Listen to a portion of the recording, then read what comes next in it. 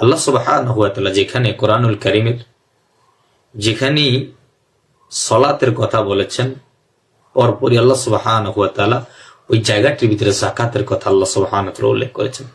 আকিমিস সালাত ওয়া আতুজ যাকাত। এবং ইসলামের যে পাঁচটি ব্যানার একটি ব্যানার হচ্ছে যাকাত। বুনিয়াল ইসলাম আলা খামসিন শাহাদাতিন আল্লাহ ইলাহা ইল্লাল্লাহ। আমরা সবাই জানি ইসলামের ব্যানা হলো পাঁচটি, স্তম্ভ বা খুঁটি হলো পাঁচটি। তার ভিতরে একটি হচ্ছে এ কথার স্বীকৃতি দেওয়া যে আল্লাহ সুবহানাহু ওয়া তাআলা ছাড়া প্রকৃত কোনো ইলাহ বা মাবুদ নাই। ওয়া আন্না মুহাম্মাদুর রাসূলুল্লাহ, এবং মুহাম্মদ রাসূল সাল্লাল্লাহু আলাইহি সাল্লাম আল্লাহর রাসূল।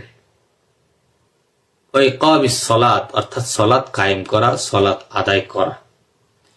এরপরে যাকাতের কথা আল্লাহ সুবহানাহু ওয়া তাআলার হাবিব মুহাম্মদ সাল্লাল্লাহু আলাইহি সাল্লাম উল্লেখ করেছেন।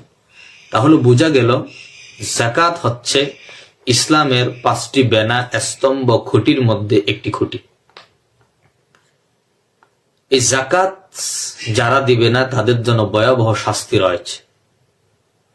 আর দারিদ্র বিমোচনের জন্য যাকাত হচ্ছে বাধ্যতামূলক, এটা আমরা সবাই জানি। যাকাত হলো গরিবের হক, অসহায়দের হক, এতিমদের হক। অতএব যাকাত যারা দিবে তারা জান্নাত লাভ করতে পারবে। যাকাত দিলে আল্লাহ সুবহানাহু ওয়া তাআলা তার সম্পদকে পবিত্র করবেন। যাকাত দিলে আল্লাহ সুবহানাহু ওয়া তাআলা তার সম্পদকে বাড়িয়ে দিবেন। যাকাত দিলে আল্লাহ সুবহানাহু ওয়া তাআলা তার সম্পদকে পরিশুদ্ধ করে দিবেন। অতএব যেহেতু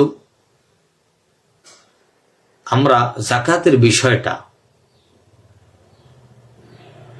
বুঝতেছি এবং জানতেছি, তাই আমাদের প্রত্যেকে করণীয় হলো যাকাতটা সঠিকভাবে হিসাব করে সঠিক টাইমের ভিতরে আদায় করাটা। এটি হচ্ছে উত্তম কাজ।